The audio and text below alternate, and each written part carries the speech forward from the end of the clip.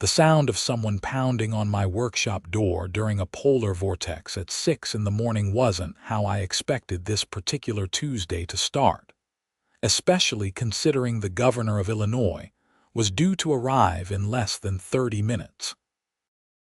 I set down my coffee mug on the workbench and glanced at my business partner, Marcus, who was helping me arrange chairs around the portable heater we'd brought in to supplement the workshop's heating system. The temperature outside had dropped to negative 15 degrees Fahrenheit, and the entire Chicago metropolitan area was basically frozen solid.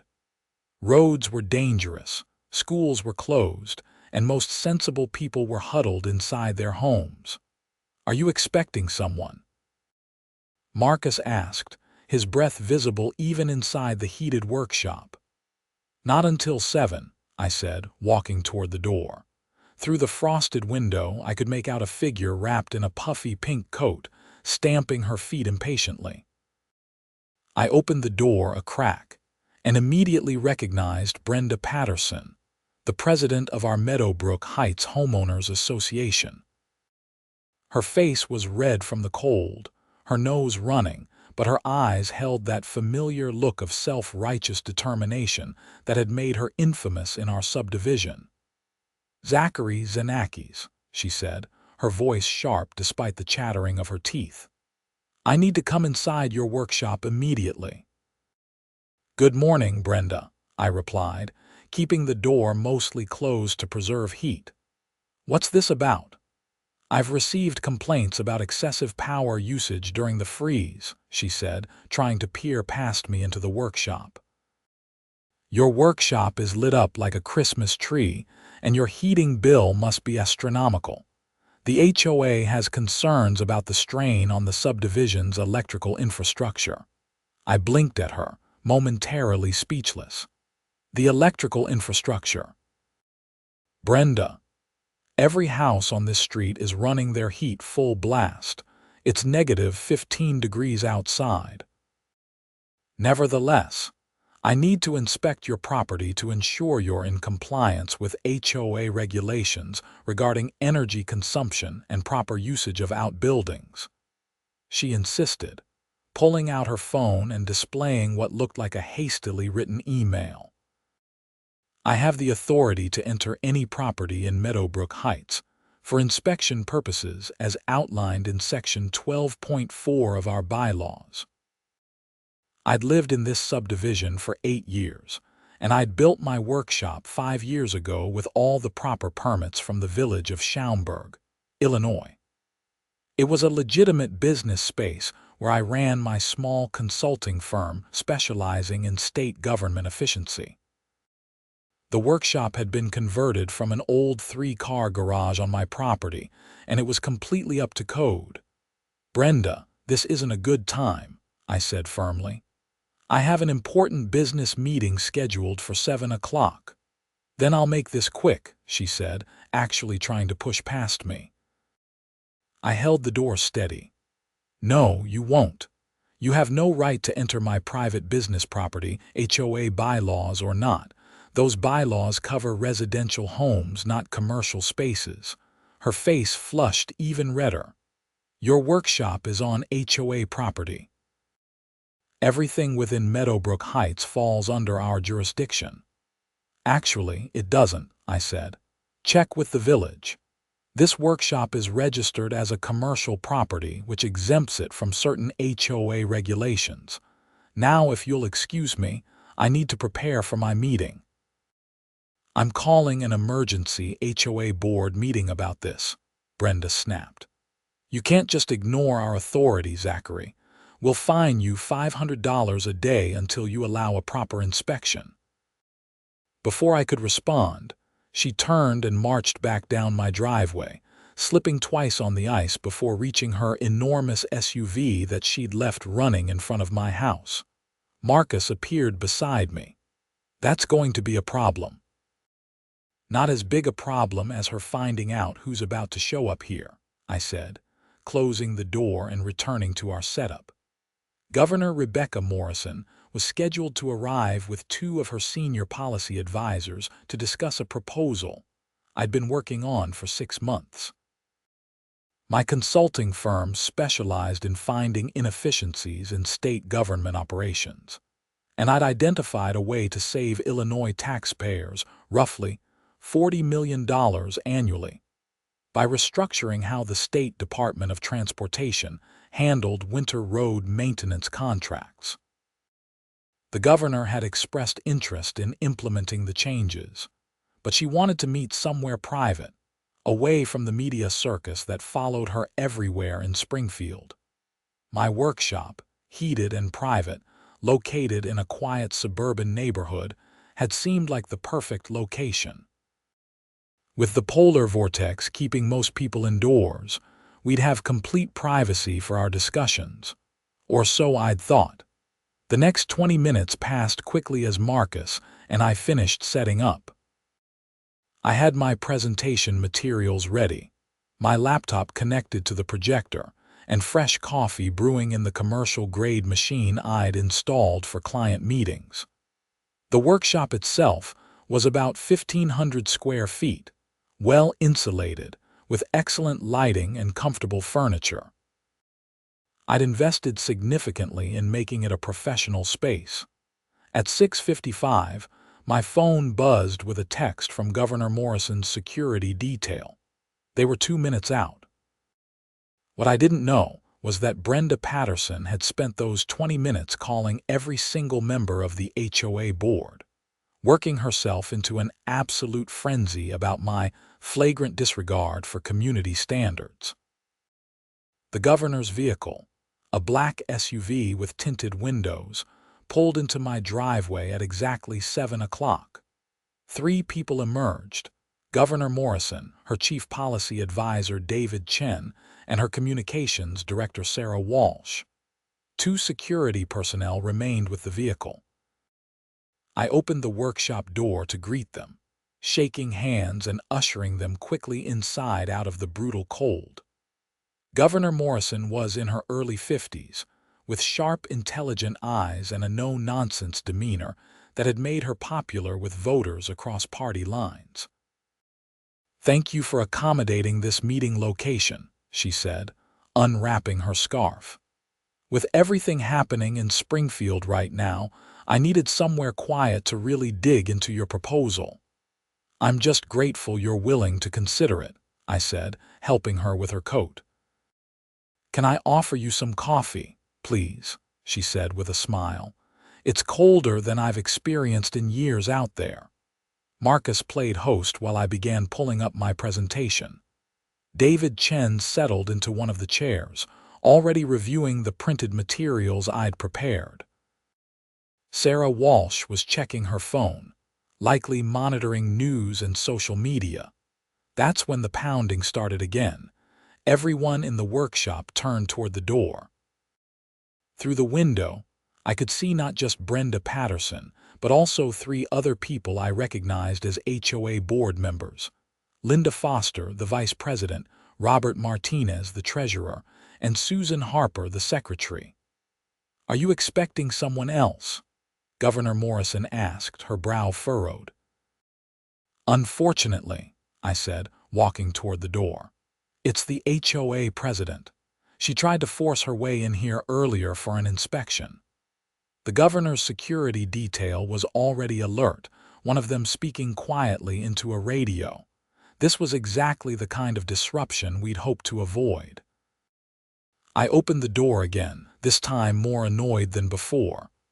"Brenda, I told you I have a meeting." "We don't care about your meeting," she said, and I noticed she had her phone out, recording. "We are the duly elected board of the Meadowbrook Heights Homeowners Association, and we are hereby issuing you a formal notice of violation for operating an unauthorized commercial enterprise within a residential zone." "I have all the proper permits," I said evenly, aware that she was recording. "HOA regulations supersede village permits," Linda Foster chimed in, holding up a thick binder. "According to our covenants, conditions, and restrictions, all business operations must be approved by the board." "Which I did," I said, 5 years ago when I built this workshop." I submitted my plans, received written approval, and have a letter from your predecessor stating it was acceptable." "That approval has been revoked," Brenda declared triumphantly. "As of this morning, the board voted to revoke all commercial operation permissions within Meadowbrook Heights." I stared at her. "You can't retroactively revoke approval that's been in effect for 5 years. We can and we have," she insisted.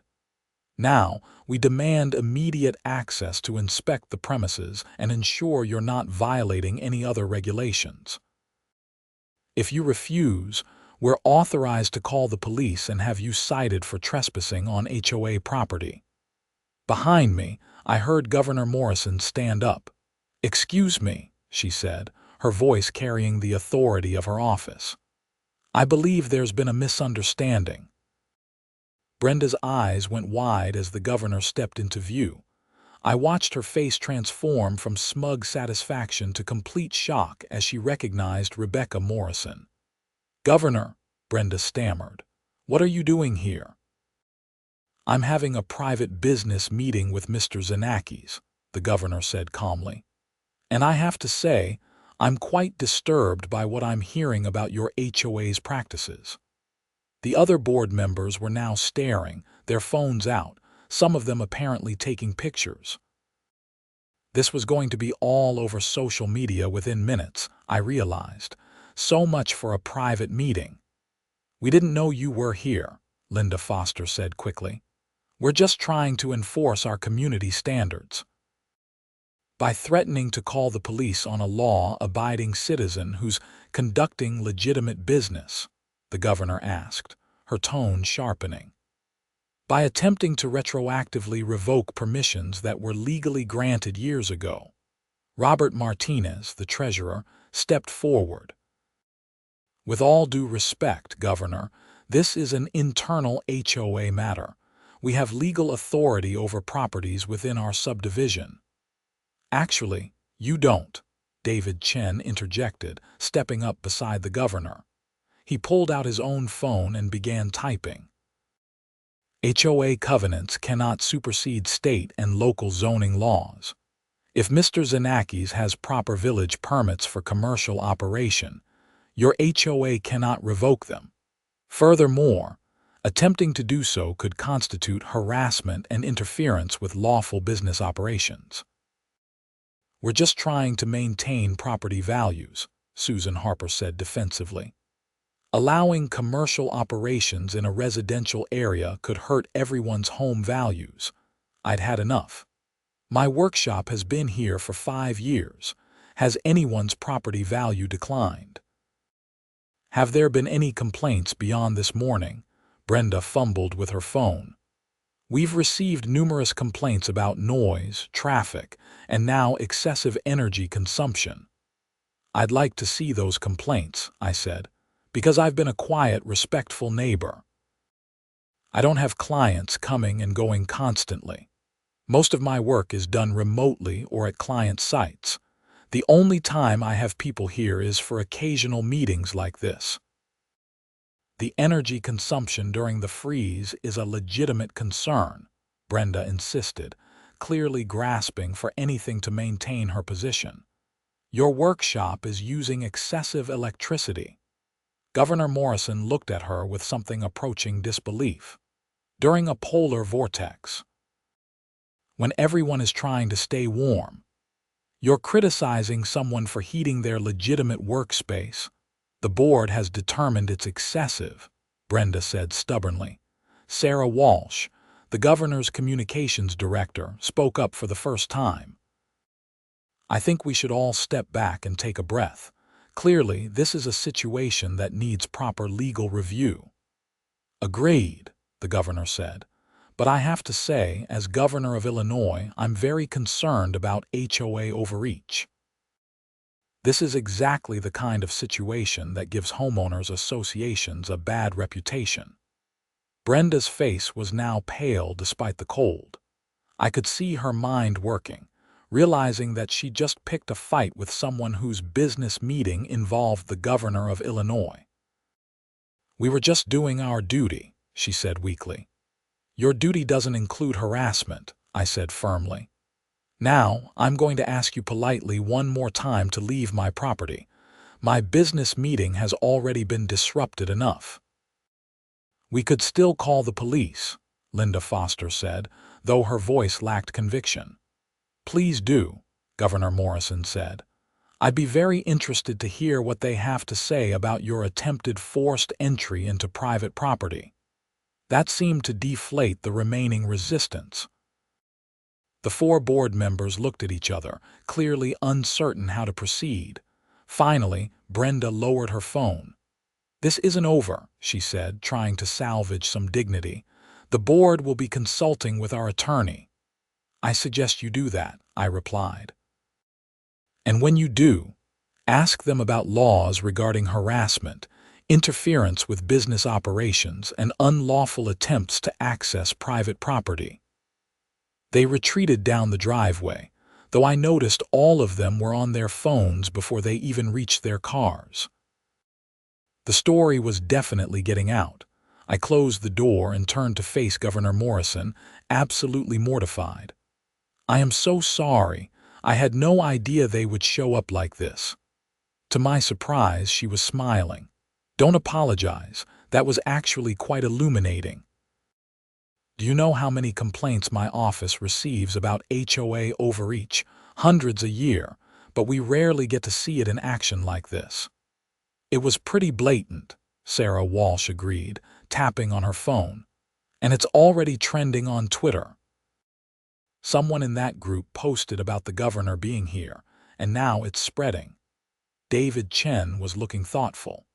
You know, this might actually work in our favor for the efficiency proposal.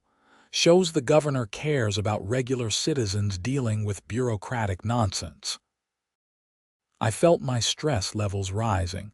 I just wanted a quiet place to present my research. And we'll absolutely review that research, Governor Morrison assured me. But I have to ask, how long has this HOA been giving you trouble? I considered the question. Honestly, it's been escalating over the past year, ever since Brenda became president. She seems to think her role is to micromanage every single aspect of the neighborhood. Has she done this to other residents? The governor asked. Yes, I said. She fined the Hendersons $300 because their daughter parked a car on the street overnight when she came home from college for Thanksgiving.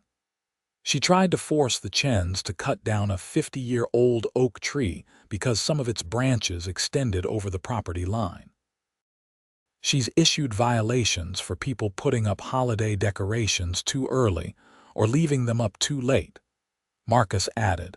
Last month she tried to fine Mrs. Kowalski for having the wrong shade of white paint on her front door. The approved shade versus what Mrs. Kowalski had were so similar you couldn't tell them apart without a color comparator. Governor Morrison exchanged glances with her advisors. That's exactly the kind of abuse we've been hearing about across the state. HOAs that start with good intentions but become little fiefdoms run by petty tyrants. I've tried to follow every rule, I said. I've attended HOA meetings when I can, I pay my dues on time, I keep my property maintained. But nothing is ever good enough for Brenda. She finds something to complain about constantly. Have you kept documentation? David Chen asked, his policy advisor instincts kicking in. Some, I admitted. Emails, letters, the original approval for my workshop. You should gather all of it, he suggested. Because based on what I just witnessed, you might need it for legal action. I hadn't wanted to think about legal action. I just wanted to run my business and live my life in peace. But the way Brenda had behaved this morning, trying to force her way in during a polar vortex, inventing new rules on the spot, it was clearly escalating beyond reason. Governor Morrison walked back to the seating area. Well, we're here now, and despite the dramatic interruption, I'd still like to see your presentation. Sarah, can you coordinate with my Springfield office? Let them know we might be later than expected. Already on it, Sarah confirmed. We settled back into our planned meeting, though the energy had definitely shifted. I launched into my presentation about Department of Transportation inefficiencies, showing how Illinois was paying premium rates for road salt and winter maintenance services by using outdated bidding processes.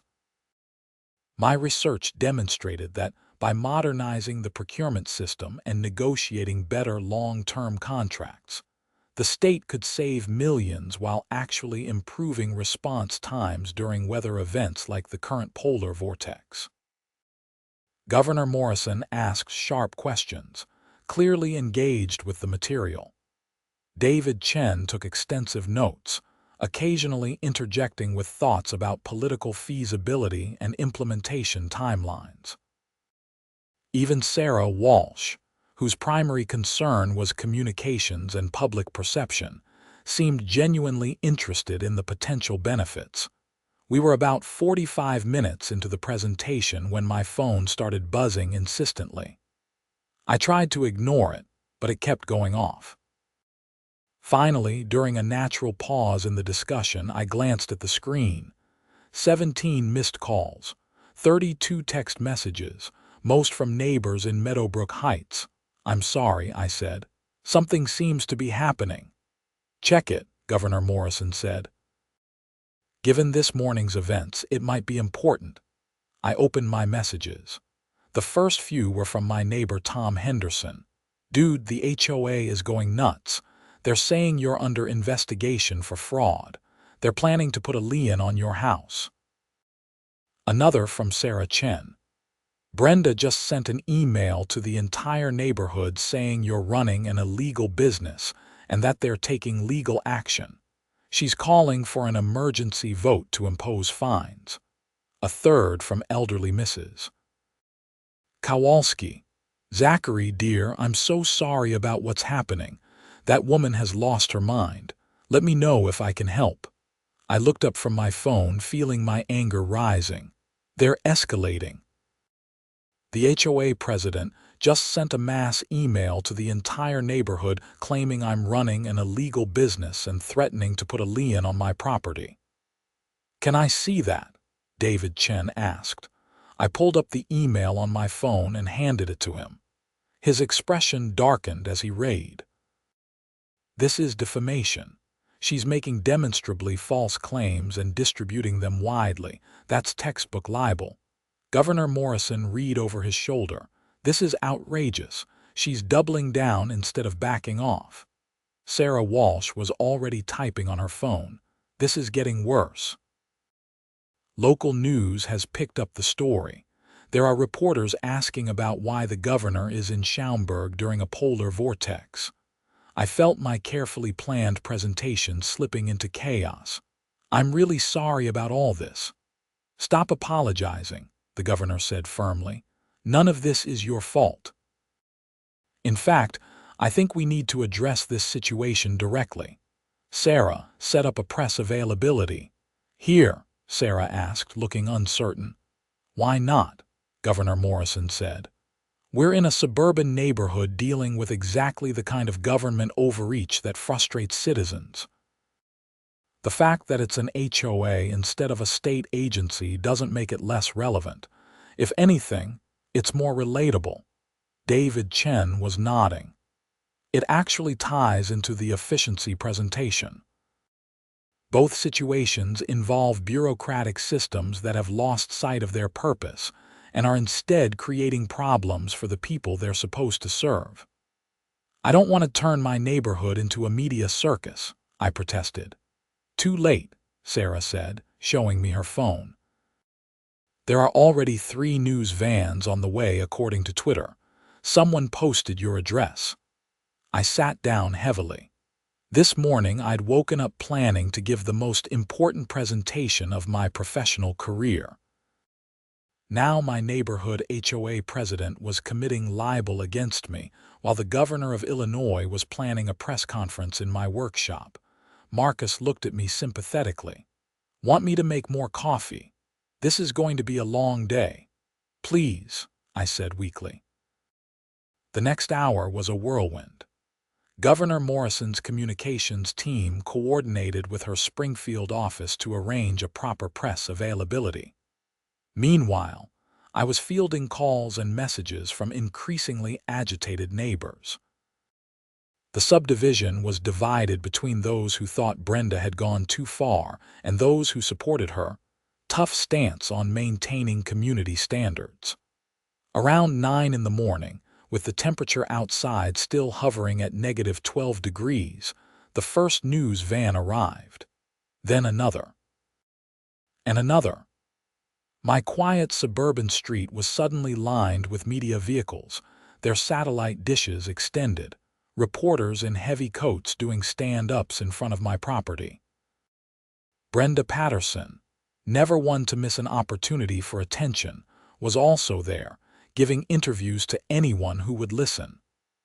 I watched through my workshop window as she gestured animatedly, no doubt spinning her version of events.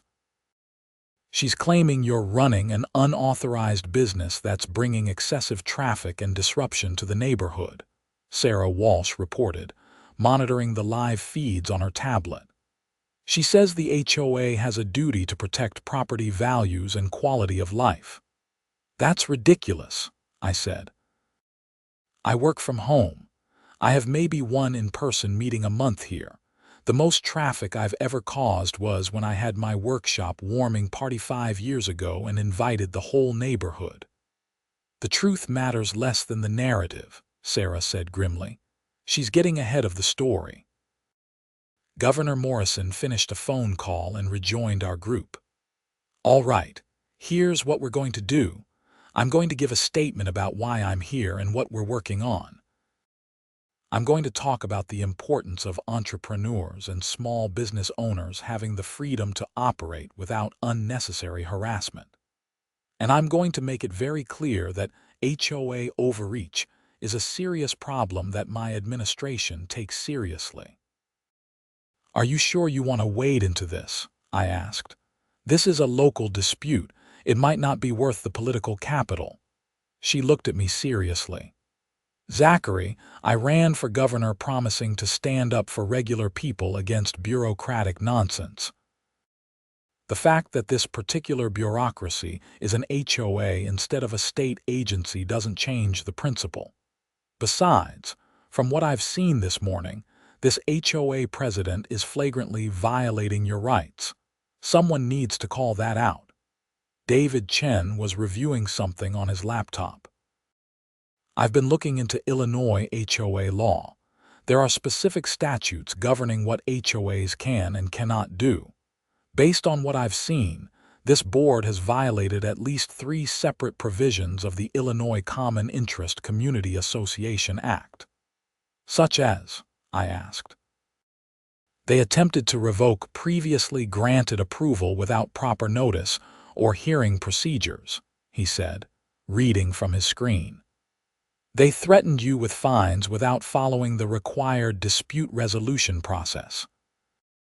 And they're now attempting to impose a lien without proper legal justification.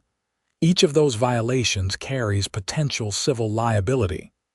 "So I should sue them?" I asked.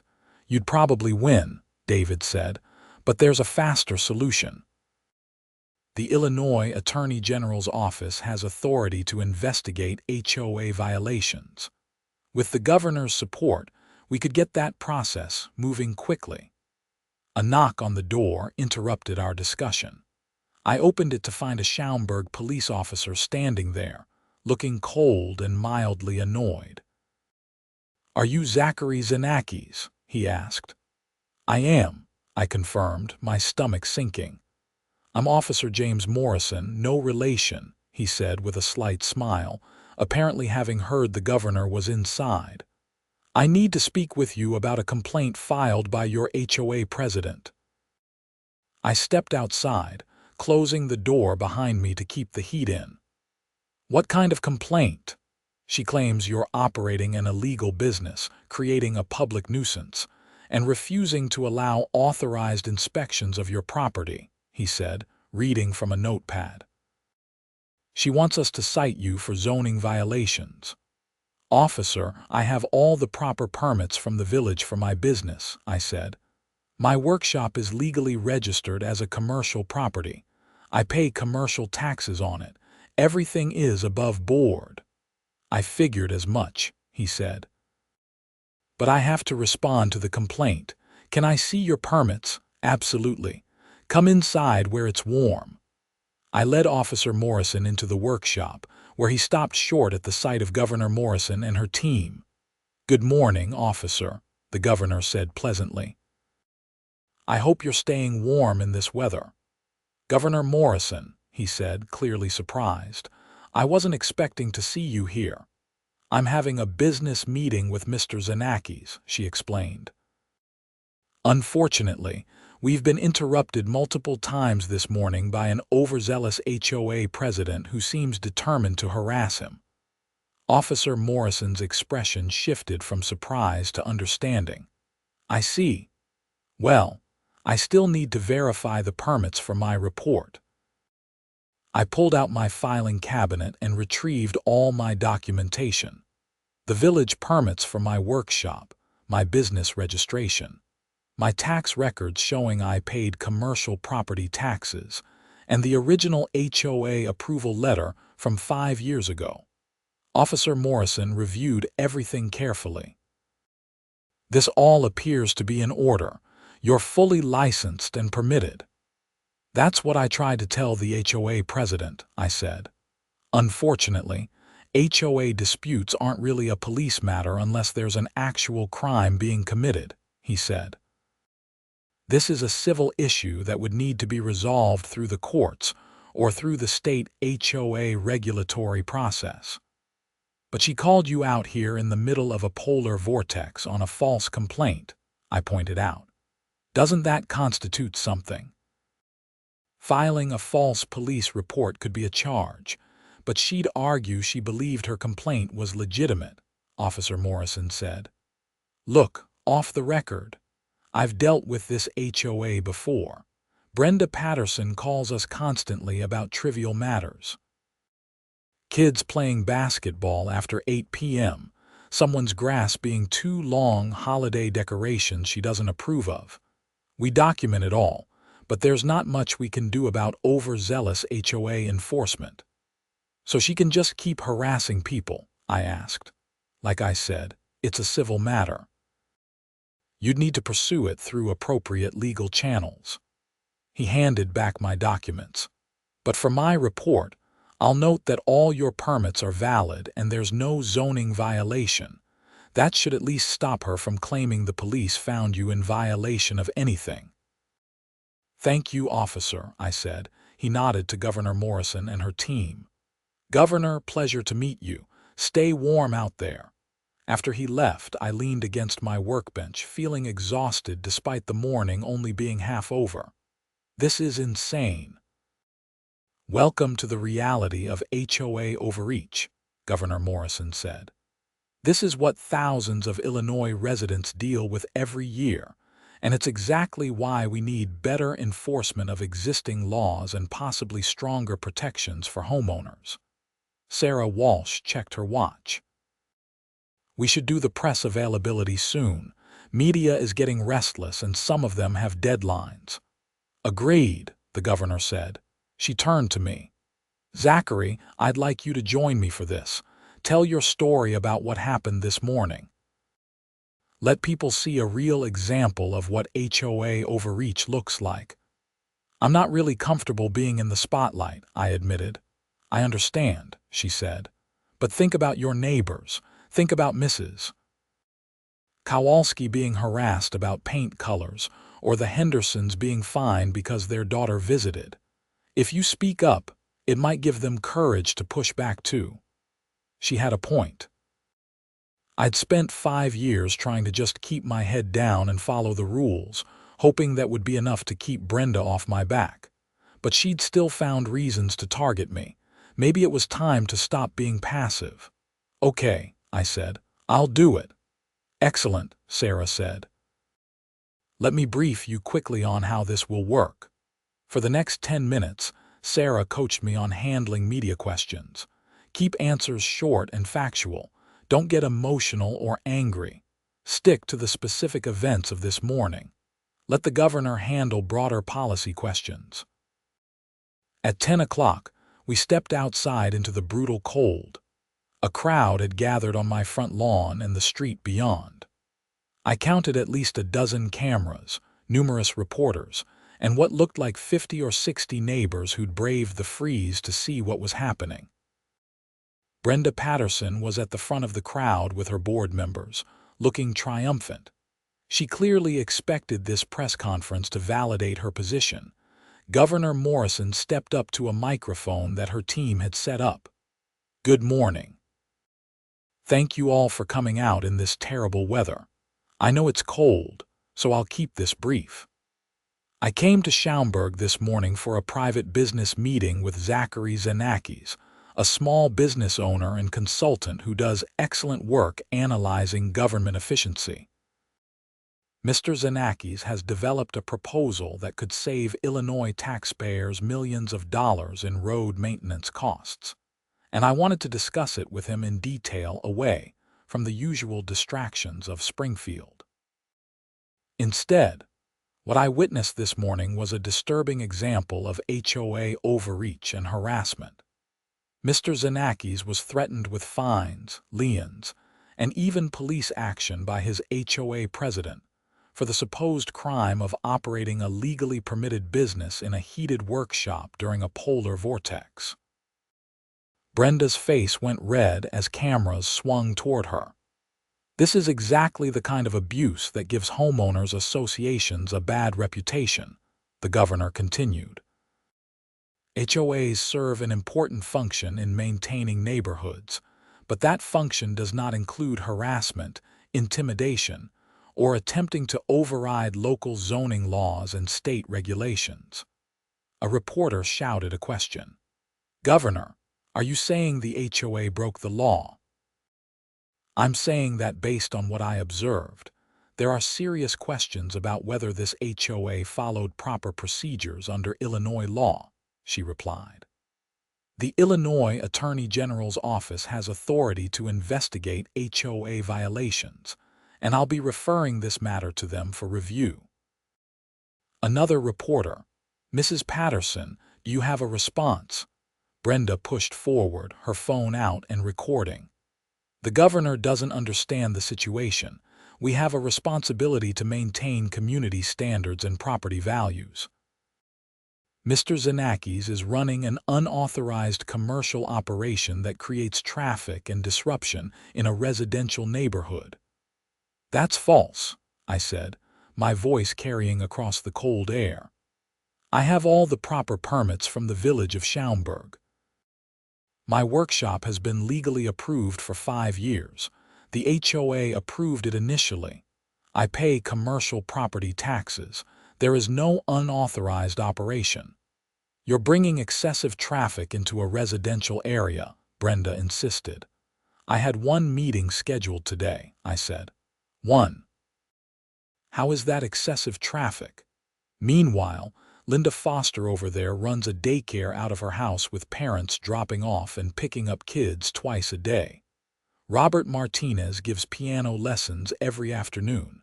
Half the neighborhood works from home now. Are you going to fine all of them too?" Several neighbors in the crowd started nodding and murmuring agreement. Tom Henderson, my neighbor, spoke up from the crowd. "Brenda, you fined me $300 because my daughter parked on the street overnight, one night. That's insane." Mrs. Kowalski added, "You tried to fine me for having the wrong shade of white paint." "White paint? It's all white." More voices joined in. A chorus of complaints about petty fines, arbitrary enforcement, and harassment. I could see Brenda's confidence faltering as she realized the mood of the crowd was turning against her. "Order," she shouted. "As HOA president, I demand order." "You're not a dictator, Brenda," someone called out. "You're supposed to represent us, not bully us." A reporter asked, "Mrs. Patterson, did you know the governor was meeting with Mr. Xenakis this morning?" "No," she admitted. But that doesn't change the fact that he's in violation of HOA rules. Which rules specifically? Governor Morrison asked. Because, from what I've seen, you've invented new rules on the spot to justify your harassment. You claim to revoke approval that was legally granted 5 years ago.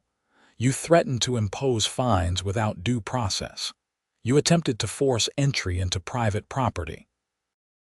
You filed a false police report, and now you're committing libel by distributing false claims to the entire neighborhood. I have not committed libel, Brenda protested. David Chen stepped forward, holding up his phone. You sent an email to the entire Meadowbrook Heights neighborhood claiming Mr. Xenakis is running an illegal business. That's demonstrably false, as verified by the police officer who just left. That's textbook defamation. I demand you retract your accusations and issue a public apology, I said, finding my courage. And I want the board to acknowledge in writing that my workshop is legally permitted and approved. I will do no such thing, Brenda said stubbornly. Then I'll be filing a lawsuit for defamation, harassment, and violation of my rights under Illinois HOA law, I said. And I'll be seeking damages for harm to my business reputation and emotional distress. You can't sue the HOA, Linda Foster said nervously. We're protected. Board members can be held personally liable for willful misconduct, David Chen said. And based on what happened this morning, there's a strong case for willful misconduct. The crowd was now clearly on my side.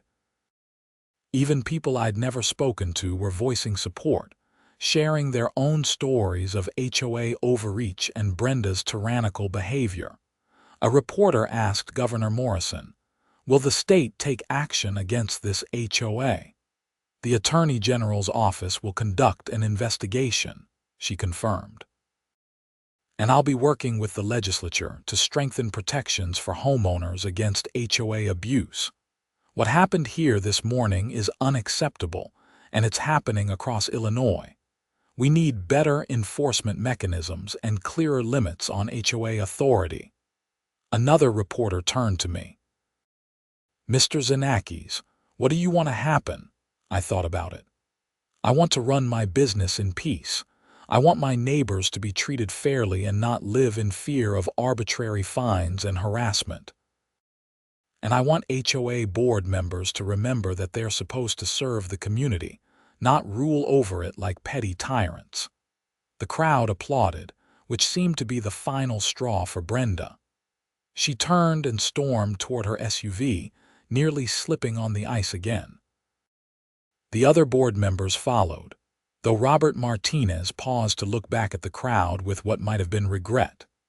The press conference continued for another 15 minutes, with reporters asking questions about HOA reform and my efficiency proposal for the state. Governor Morrison handled it expertly, turning what could have been a minor local dispute into a teachable moment about government responsiveness and citizen rights. Finally, as the cold became unbearable even with all the media lights, Sarah Walsh wrapped up the availability. The reporters dispersed, though several asked for follow-up interviews. Neighbors came up to thank me for standing up to Brenda, sharing stories I'd never heard about her harassment campaigns against others in the subdivision. Mrs. Kowalski, bundled in what looked like 3 coats, patted my arm with a mittened hand. "You did good, dear. Someone needed to stand up to that woman. She's made life miserable for too many people." Tom Henderson shook my hand. "I'm gathering everyone who's been fined or harassed. We're going to petition for a recall vote to remove the entire board. Would you be willing to testify about what happened?" "Absolutely," I said, as the crowd dispersed and the media packed up. I led Governor Morrison and her team back into the warmth of my workshop. It was now nearly 11 in the morning, and we'd lost most of our scheduled meeting time. "I'm so sorry about all this," I said again. "Stop apologizing," Governor Morrison said with a smile. This was actually more valuable than a standard meeting would have been. We got real insight into how government overreach affects regular people. Plus, we're going to get some good press out of standing up for a small business owner. And we still reviewed your efficiency proposal, which I think has merit. You do? I asked, surprised. Absolutely, David Chen confirmed. We'll need to refine some details and run it past the transportation department, but the core concept is sound. I think we can move forward with implementation. I felt a surge of relief and excitement. Despite the chaos of the morning, my presentation had apparently worked. We'll have our team follow up with you next week to schedule a more formal meeting in Springfield, the governor said. But I want you to know, your work is exactly the kind of innovative thinking we need in state government. Thank you, Governor. That means a lot. Sarah Walsh was still monitoring her phone. The story is blowing up online. Mostly positive coverage focused on HOA overreach and the governor standing up for small business. Brenda Patterson is getting roasted in the comments. I almost feel sorry for her, I said. Almost. Don't, Marcus said. She brought this on herself by being a bully. Governor Morrison prepared to leave, bundling back into her coat and scarf.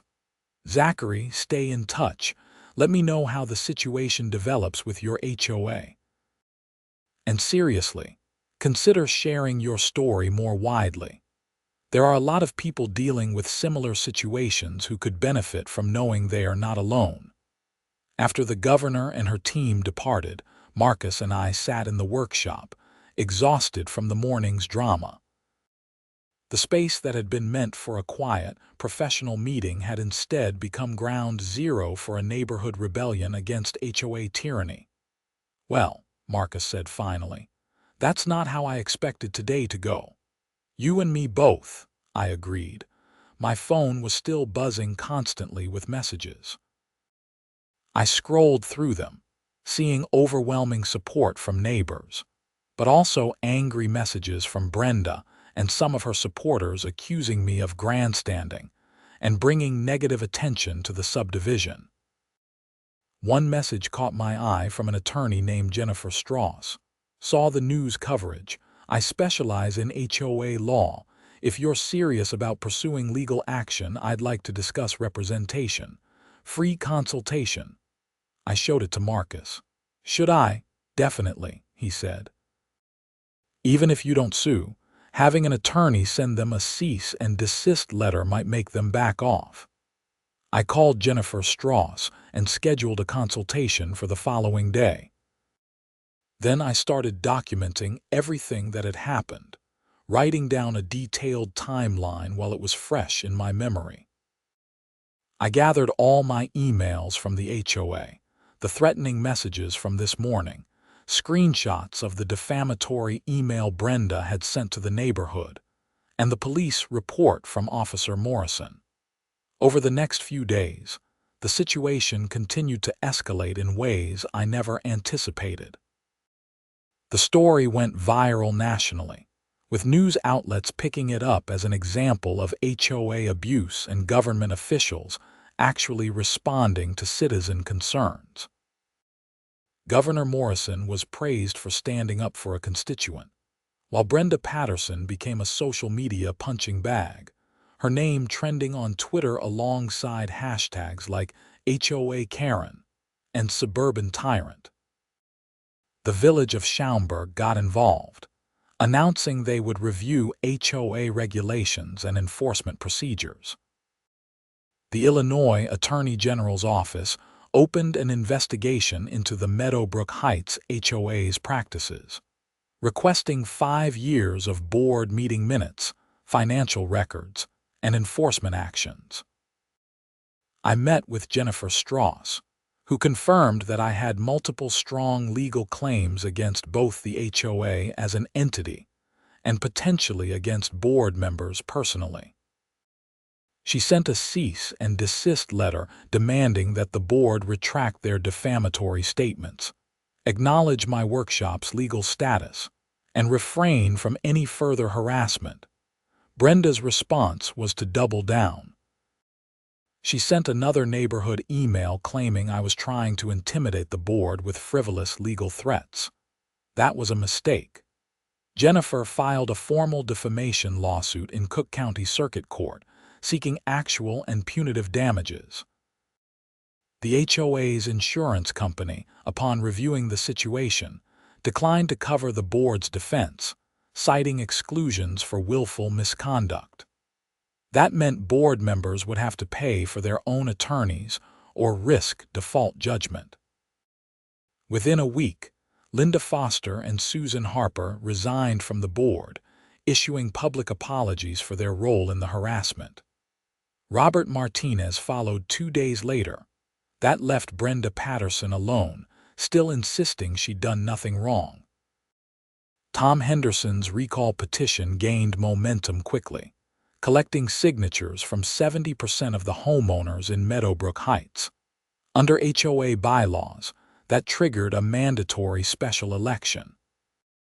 Brenda tried to challenge the petition's validity, but the remaining board structure had collapsed, and she had no authority to block the process. The special election was held 3 weeks after the infamous press conference. Brenda was removed from office by a vote of 215 to 12. A new board was elected, composed of reasonable people who understood that their role was to maintain common areas and enforce reasonable rules, not micromanage residents' lives. One of the new board's first actions was to formally reaffirm approval for my workshop, issue a written apology for the harassment, and revoke all the arbitrary fines that Brenda had imposed during her tenure.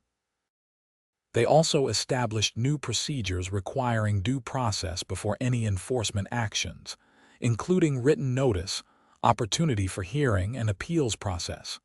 Meanwhile, the legal case proceeded. Jennifer Strauss was thorough and relentless. She deposed Brenda, Linda, Susan, and Robert, getting them on record about the events of that morning and their decision-making process. The depositions were devastating for their defense. It became clear that Brenda had acted out of personal animosity rather than any legitimate HOA concern, and that the other board members had simply gone along with her demands. Governor Morrison's efficiency proposal moved forward too. After additional meetings in Springfield and detailed review by the Department of Transportation, my recommendations were incorporated into the state's winter maintenance procurement process.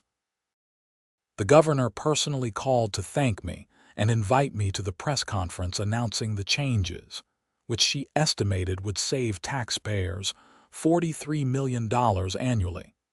4 months after that cold February morning, Jennifer negotiated a settlement in my defamation case.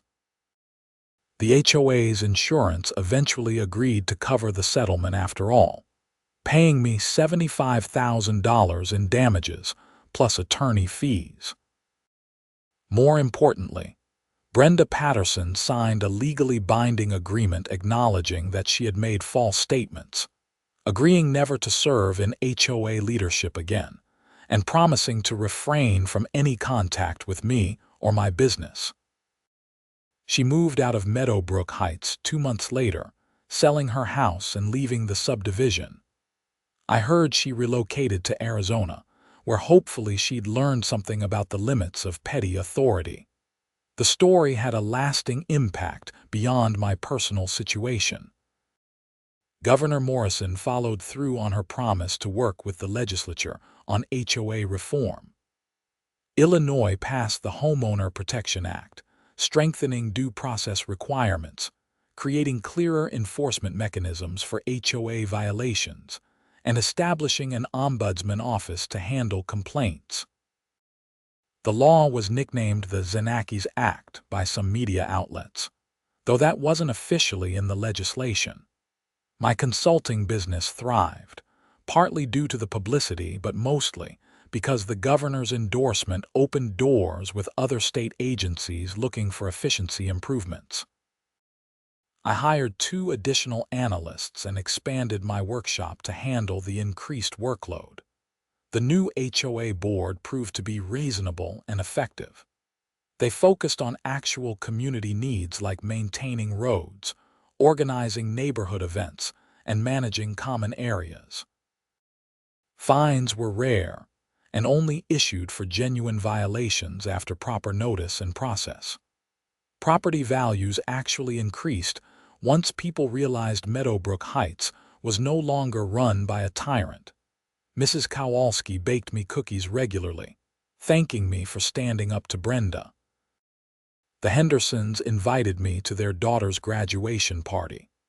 Tom Henderson and I became good friends, sometimes meeting in my workshop to watch football games and complain about Chicago sports teams. Marcus and I still laugh about that morning, when what should have been a routine business meeting turned into a neighborhood revolution and a viral news story. Sometimes the right thing to do is also the most dramatic thing possible.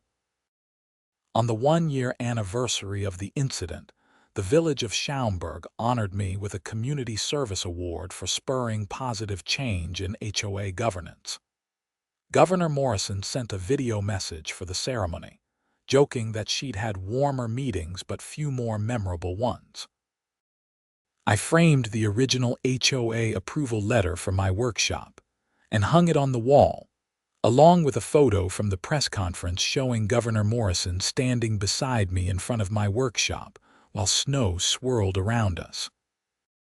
It serves as a reminder that standing up to bullies matters, even when those bullies hide behind official titles and regulations. The workshop itself became something of a landmark in the neighborhood. Kids would point it out as the place where the governor came during the Big Freeze. Parents would tell the story of how one homeowner stood up to an abusive HOA and won, teaching their children about courage and civic responsibility. Sometimes I think about how different things might have been if I'd just let Brenda inspect the workshop that morning. Maybe it would have satisfied her for a while, or maybe she would have found some petty violation to exploit. But by standing firm, by refusing to be bullied, and by having witnesses of the caliber of the governor of Illinois, I'd created a situation where the abuse couldn't be ignored or dismissed. The story resonated with people across the country because so many had experienced similar situations. HOA boards drunk on minor authority, making up rules arbitrarily, targeting specific residents for harassment, all while claiming to serve the community. My story gave people hope that resistance was possible, that bullies could be defeated, and that sometimes the system actually works when enough light is shone on the problem. I still run my consulting business from the workshop, now with proper heating and even more comfortable furniture for client meetings. I've advised several other state agencies on efficiency improvements, always remembering that the goal is to make government work better for regular people, not to create more bureaucratic obstacles. And I've never had another problem with the HOA. The new board sends me a holiday card every year, thanking me for helping create positive change. Several board members have asked for my advice on handling disputes fairly and maintaining community standards without becoming tyrants. The polar vortex eventually ended, as winter always does in Illinois. Temperatures returned to normal, the ice melted, and life went on. But that one frozen February morning changed everything for me, my neighborhood, and hopefully for homeowners across Illinois dealing with similar abuses. Looking back, I'm grateful for Brenda's overreach that morning.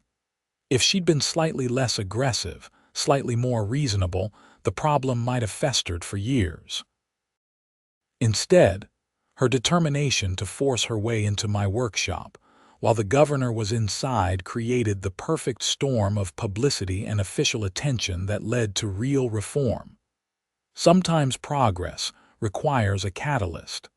Sometimes justice needs a spotlight. and sometimes the right person ends up in the right place at exactly the right time to make a difference. My heated workshop survived that freeze and many winters since.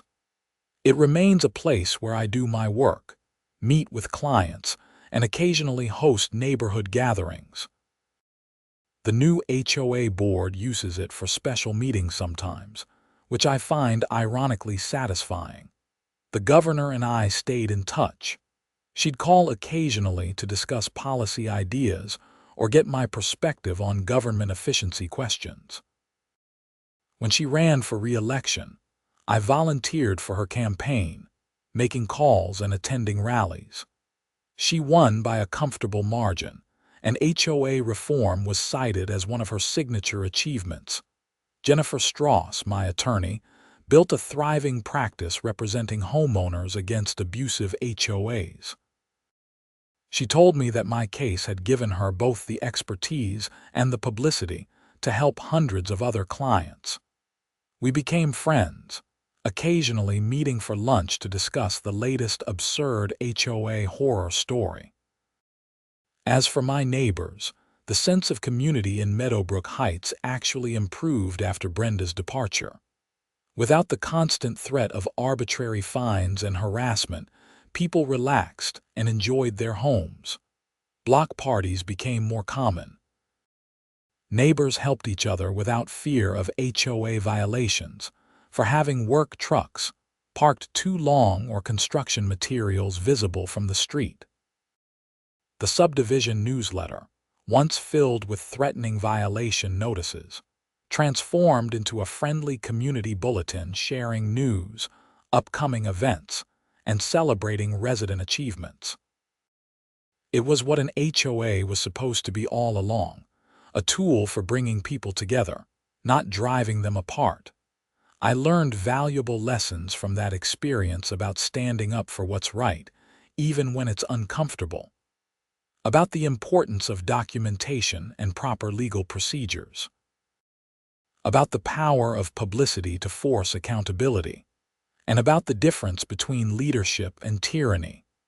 Brenda Patterson probably learned lessons too, though I never spoke to her again after she signed the settlement.